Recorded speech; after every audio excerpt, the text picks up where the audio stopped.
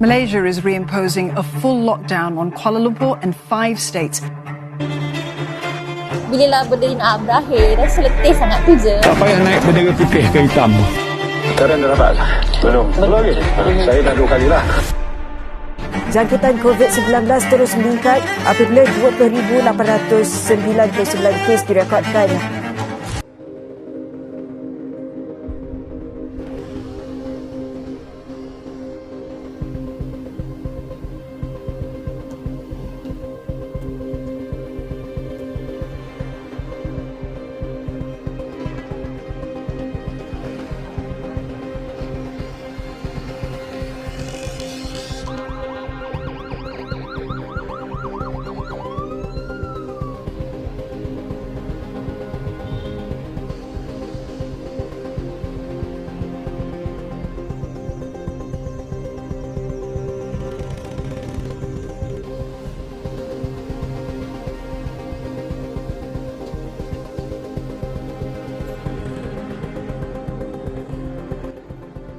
Salam sejahtera, bertemu kita dalam video dokumentari yang bertajuk Amalan Kebersamaan Bantu Atasi COVID-19 bersama saya, Winotini Ramesh Kumar, dengan rakan-rakan sekumpulan saya. Malaysia merupakan sesebuah negara yang unik yang terdiri daripada pelbagai kaum, bangsa dan budaya. Sejak 2019 yang lalu, kita sedang berjuang dengan wabak COVID-19 ini yang sering meningkatkan kes-kes COVID terkini.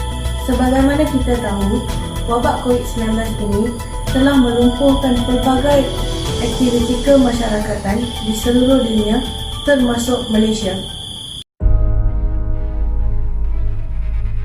Recessions hit younger workers hard. We know that. But the COVID-driven recession has been especially bad. Here's why. 40,680 kes hilang pekerjaan direkodkan dalam negara setakat Ogos lepas dengan purata 5,811 kes setiap bulan. Why is this happening? Young workers are disproportionately employed in the industries that the pandemic hit hardest. Pandemik COVID-19 bukan hanya memberi kesan kepada aspek kesihatan orang ramai, tetapi turut membawa kejutan ekonomi kepada negara-negara. Those rates were even higher for young Black, Hispanic and Asian American Pacific Islander workers. Yang diambil bagi menghalang penularan virus yang membawa kepada penutupan syarikat, manakala orang ramai hilang pekerjaan atau pekerja terpaksa bekerja dengan perolehan gaji yang dikurangkan. Di kala ini, dia dalam ketakutan. Mereka pula diduga cabaran. Dia terasa kesukaran. Namun kita muafakat harunginya. Kita prihatin dengan di luar sana. Kita tak pernah berhenti berkongsi rasa. Kita bagai sebuah keluarga.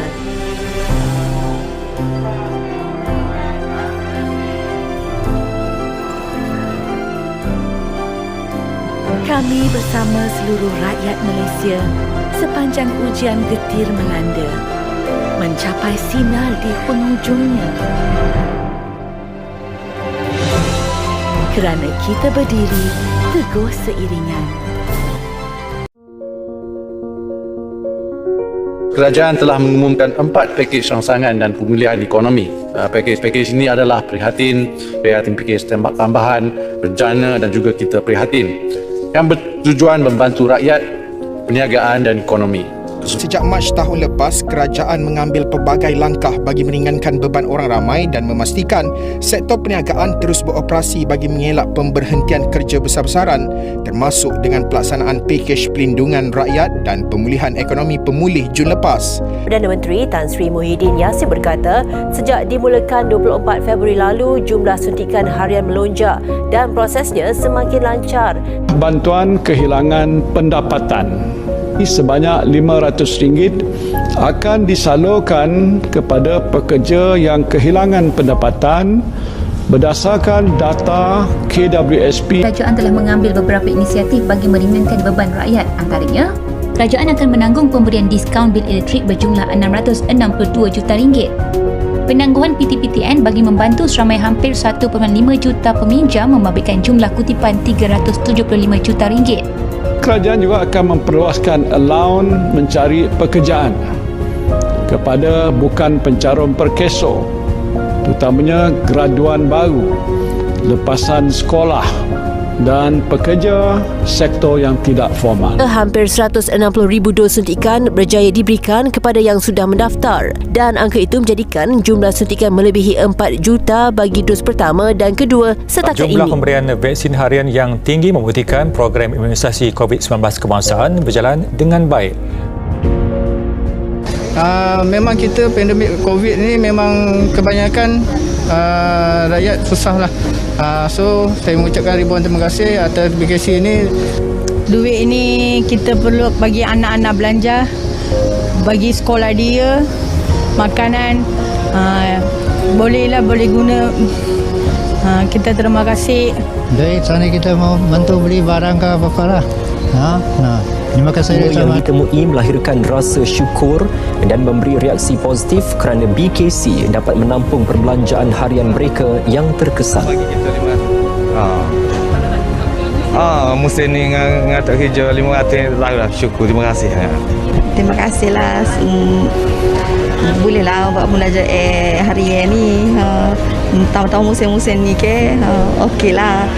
Bolehlah tapong beli keperluan nak tu. Tunggu ya. Macam penyakit ke? Kalau banyak orang tahu takut susah lah mau cakap. Susah. Macam tu aja lah. Membantu ataupun dapat meringankan beban keluarga saya yang dilanda masalah pandemik COVID-19 ini. Saya berharap bantuan ini dapat diteruskan pada masa akan datang. Saya banyak terima kasih kepada kerajaan untuk memberi bantuan kepada saya oleh kerana saya tidak dapat buat kerja apa-apa. Saya berterima kasih juga sama kerajaan sebab prihatin membagi macam bantuan yang COVID ni. Ya, berterima kasih juga sebab macam kami ni sudah tua.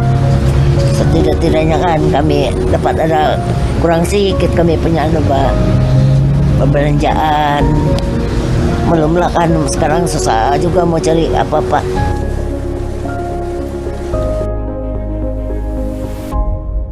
Media sosial menjadi media penting dalam menyalurkan maklumat dan pengesanan kontak.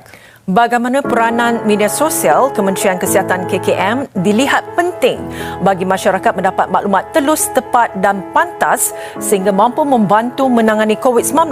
Dan kalau kita lihat penggunaan sosial media, saya menggunakan Twitter, saya menggunakan Facebook, Facebook dan juga Instagram. Naikkan bendera putih jika perlukan bantuan. Tidak perlu merayu, tidak perlu merasa malu. Kesa netizen di media sosial.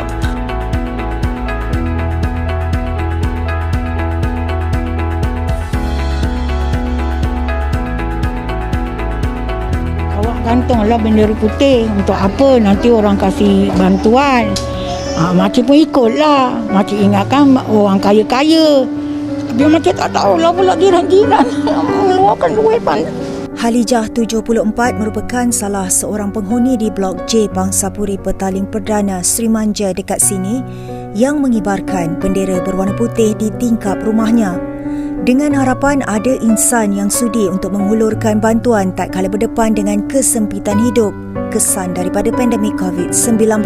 Kalau kita letak bendera putih, kita dapat tolong segi makanan, keperluan kita. Jadi kita letaklah. Kita saja pasang, tak ada orang pasang. Lepas tu, saya beranikan diri cakap kalau kita kena open our mouth and ask for things.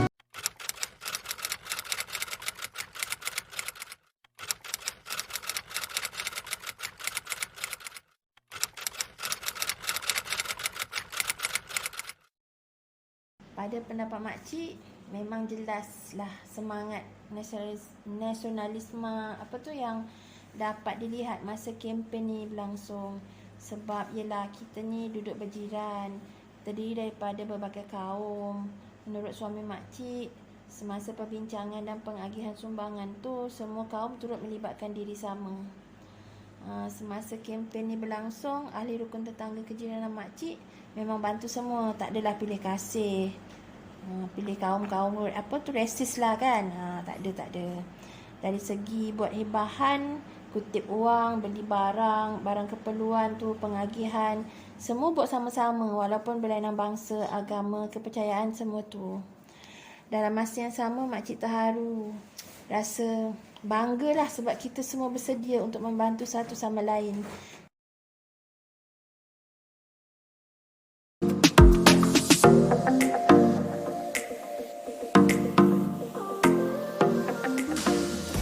Nasionalisme merupakan satu ideologi atau kefahaman yang meletakkan negara dan bangsa pada tempat yang tinggi atau mencapai dan mempertahankan kedaulatan sesebuah negara dengan mewujudkan satu konsep identiti bersama untuk sekumpulan manusia.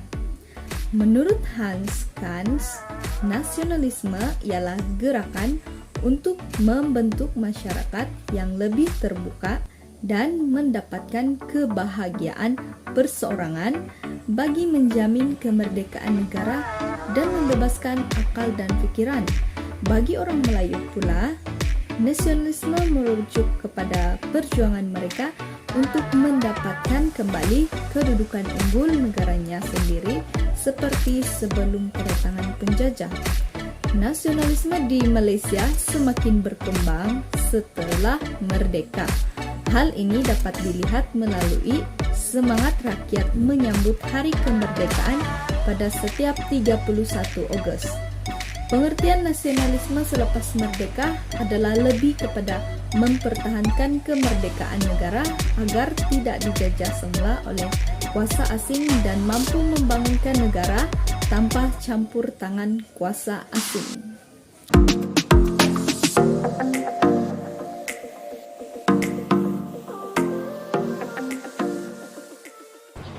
Kesimpulannya, kebersamaan kaum di Malaysia merupakan kunci utama dalam menangani gejala COVID-19. Buktinya, setiap individu tidak mengira kaum, agama dan kepercayaan bersama-sama berganding bahu menggalas tanggungjawab sebagai rakyat Malaysia di kala serangan pandemik COVID-19 bertepatan dengan slogan Malaysia Prihatin. Semua pihak jelas akan peranan masing-masing seperti contoh tindakan daripada kerajaan, tindakan daripada rakyat serta gerakan dalam media sosial. Perkara ini sangat menonjolkan kepentingan semangat kebersamaan warga negara Malaysia. Pelbagai ciri nasionalisme yang jelas dilihat sepanjang proses pemulihan negara dalam pandemik COVID-19.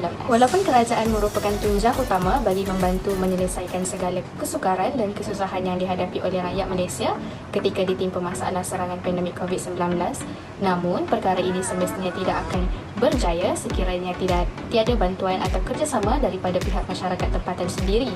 Bab kata pepatah, bagikan aur dan tebing. Usaha dan inisiatif rakyat sendiri juga dapat dilihat dengan jelas di pelbagai jenis media seperti akhbar, berita serta perkongsian di media sosial. Perjuangan Malaysia dalam memberantas sebaran virus COVID-19 ini masih belum sampai ke titik penamatnya. Oleh itu, semua pihak perlu memainkan peranan masing-masing sehingga kita berjaya tergolong dalam kategori negara bebas daripada ancaman COVID-19. Justru, marilah kita sebagai rakyat Malaysia bersatu padu tanpa mengira agama, bangsa dan taraf sosial dalam menjayakan usaha membanteras beban COVID-19 ini.